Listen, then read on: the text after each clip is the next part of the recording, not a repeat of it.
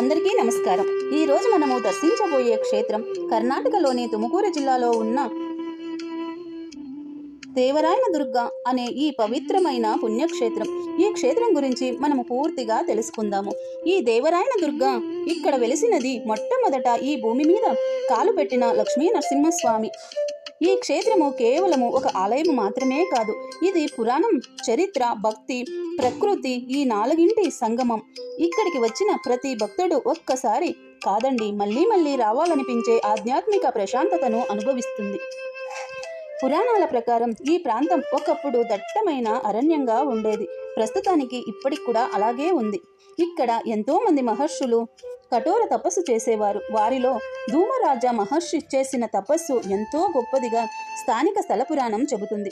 ఆయన ఎన్నో సంవత్సరాలు శ్రీ మహావిష్ణువును ధ్యానిస్తూ తపస్సు చేయగా స్వామివారు నరసింహ రూపంలో ప్రత్యక్షమై ఆయనను దర్శనమిచ్చారని భక్తుల విశ్వాసం. మహర్షి ప్రార్థన మేరకు కలియుగంలో కూడా ఈ పర్వతంపై కొలువై భక్తులను రక్షిస్తూ ఉంటానని స్వామివారు వరం ఇచ్చారని స్థల పురాణం చెబుతుంది. అదే సమయంలో బ్రహ్మదేవుడు కూడా ఈ పవిత్ర పర్వతానికి వచ్చి నరసింహస్వామిని ఆరాధించి ప్రతిష్ఠించారని స్థానిక విశ్వాసం ఉంది. అందుకే ఈ క్షేత్రం అత్యంత పవిత్రమైన వైష్ణవ క్షేత్రాలలో ఒకటిగా భావించబడుతుంది. కొండ కింద ఉన్నది భోగలక్ష్మీ నరసింహస్వామి, కొండపై ఉన్నది యోగలక్ష్మీ నరసింహస్వామి. కూర్చున్న స్వామివారు యోగలక్ష్మీ నరసింహస్వామిగా భక్తులకు దర్శనమిస్తారు. ముందుగా భోగలక్ష్మీ నరసింహస్వామిని దర్శించుకొని తరువాత కొండపైనికి వెళ్ళి యోగలక్ష్మీ నరసింహస్వామిని దర్శించడం ఇక్కడి సాంప్రదాయం. ఇక్కడ ప్రాచీన సాంప్రదాయం ఈ రెండూ దర్శనాలు చేసిన వారికి సంపూర్ణ ఫలం లభిస్తుందని అక్కడికి వచ్చే ప్రతి ఒక్కరూ చెబుతూ ఉంటారు. ఈ పర్వతానికి ఒకప్పుడు కరిగిరి అనే పేరు ఉండేదని స్థానిక ప్రజలు చెబుతారు. తరువాత అనసిద్ధనగిరి, జగన్నాథనగిరి అనే పేర్లతో కూడా ఈ ప్రాంతం ప్రసిద్ధి చెందింది. అనంతరము మైసూరు రాజు అయిన చిక్కదేవరాజ వడియారు కాలంలో దేవరాయన దుర్గ అనే పేరు ప్రాచుర్యంలోకి వచ్చిందని చరిత్ర అభిప్రాయంగా ఉన్నాయి. ఆ రాజు ఎంతో యుద్ధాలలో గెలిచి ఆ తరువాత ఈ ప్రదేశాన్ని తను గెలుచుకున్నారని, అందులోనూ ఈ దేవరాయన దుర్గ అంటే ఆ రాజుకు పవిత్రమైన విశ్వాసము ఉంది అని కూడా చెబుతారు. ఈ ప్రాంతానికి మరో విశ్వాసం ఏమిటంటే చుట్టూ ఉన్న కొండలు చూస్తూ ఉంటే ఒక్కోవైపు ఒక్కో రకంగా కనిపిస్తాయి. తాబేలు, శంఖం, అలాగే పాము ఆకారాలలో కనిపిస్తాయని స్థానికులు విశ్వసిస్తారు. అంతేకాదండి, మనకు ఓపిక ఉండి ఫుల్ శిఖరం పైనకి ఎక్కి ఒక్కో దిక్కున ఒక్కో రకంగా ఏనుగు రూపంలోనూ, తాబేలు రూపంలోనూ, శంఖం రూపంలోనూ, పడుకొని పడగ ఎత్తిన పాము రూపంలోనూ కనిపిస్తాయి. పర్వతం దైవిక శక్తులతో నిండి ఉంది. సముద్ర మట్టానికి సుమారు 4000 అడుగుల ఎత్తులో ఉన్న ఈ క్షేత్రం పచ్చని అడవులు, భారీ రాతి కొండలు, చల్లని గాలులతో భక్తులకు ఆధ్యాత్మిక అనుబంధం ఎంతో ఏర్పడుతుంది. ఈ ప్రకృతి సౌందర్యానికి కూడా ప్రకృతిని ఎంతో ఇష్టపడే వారికి ఇక్కడ చెప్పరాని అనుభూతి కలుగుతుంది అని నా అభిప్రాయం. ఇక నరసింహస్వామి విషయానికి వస్తే హిరణ్యకేశవుని సంహరించిన తరువాత నరసింహస్వామి ఉగ్రరూపం చూసిన దేవతలు, మహర్షులు భయభ్రాంతులయ్యి గురయ్యారని పురాణాలు చెబుతున్నాయి. అప్పుడు లక్ష్మీదేవి, బ్రహ్మదేవుడు, దేవతలందరూ కలిసి స్వామివారిని శాంతింపచేయాలని ప్రార్థించారు. ఆ ప్రార్థనలకు ప్రసన్నుడైన నరసింహస్వామి తన ఉగ్రరూపాన్ని విడిచిపెట్టి యోగముద్రలో కూర్చున్నాడని స్థానిక స్థల పురాణంలో ఉంది. అందుకే కొండపై వెలిసిన స్వామివారిని యోగలక్ష్మీ నరసింహస్వామి అని పిలుస్తారు.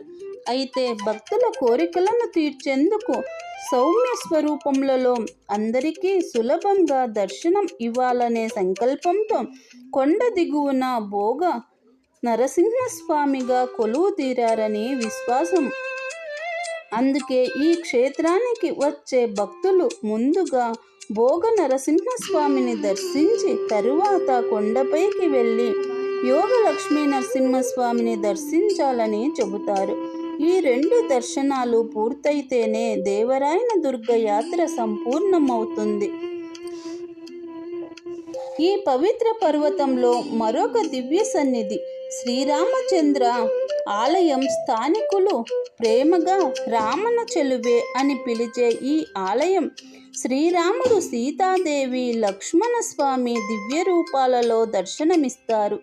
స్థానిక విశ్వాసం ప్రకారము వనవాస కాలంలో శ్రీరాముడు ఈ ప్రాంతానికి వచ్చి మహర్షులను దర్శించి ఈ పర్వతాన్ని పవిత్రం చేశాడని చెబుతారు. అందుకే నరసింహస్వామి దర్శనముతో పాటు శ్రీరామచంద్ర స్వామిని కూడా దర్శించడం ఇక్కడికి వచ్చే ప్రతి భక్తులు చేసే పని. చరిత్రను పరిశీలిస్తే ఈ క్షేత్రాన్ని పశ్చిమ గంగ రాజులు అభివృద్ధి చేశారని, తరువాత హోయసల రాజులు ఆలయ నిర్మాణాన్ని విస్తరించారని చరిత్రకారులు చెబుతారు. అనంతరము విజయనగర సామ్రాజ్య కాలంలో ఈ ప్రాంతం మరింత ప్రాధాన్యం పొందింది. మైసూర్ వడయారు రాజులు కూడా ఈ ఆలయానికి సేవలు అందించి పూజా కార్యక్రమాలు నిరంతరంగా జరిగేలా దాన ధర్మాలు చేసినట్లు శాసనాల ద్వారా తెలుస్తుంది. ఈ కొండపై నిలబడి చుట్టూ చూస్తే కనిపించే ప్రకృతి వర్ణనాతీతం. పచ్చని అడవులు, మహారాతి శిఖరాలు, చల్లని గాలి, మేఘాలు కొండలను తాకుతూ వెళ్ళే దృశ్యం చూస్తే ఇది భూమిపై ఉన్న స్వర్గంలా అనిపిస్తుంది.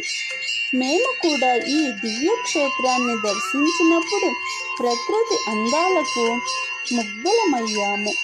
ఆలయం లోపల వీడియో చిత్రీకరణకు అనుమతి లేకపోవడంతో స్వామివారి దివ్య రూపాన్ని మీకు చూపించలేకపోయాము.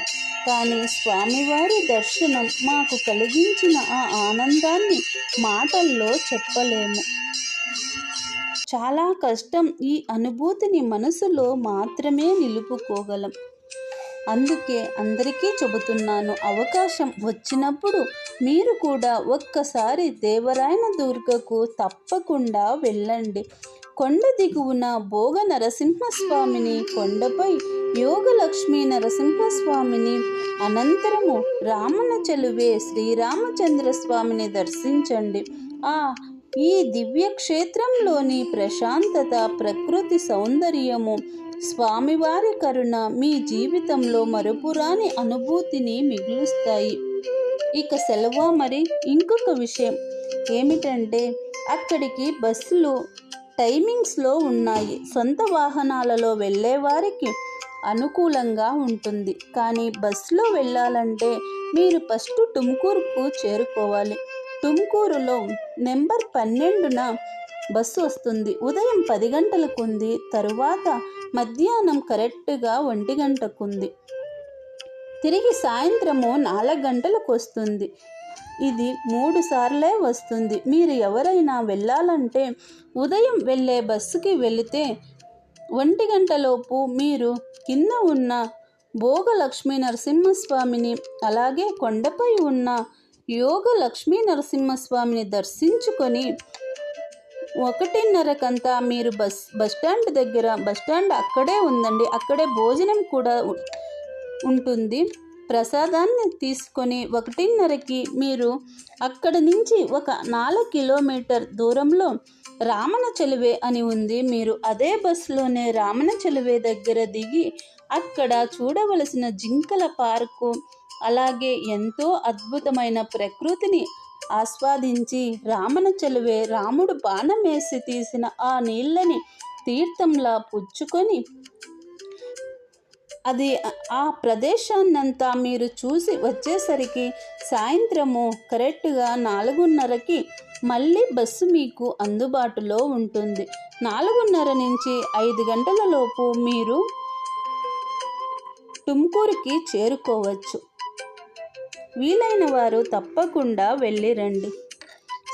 జై శ్రీమన్నారాయణ.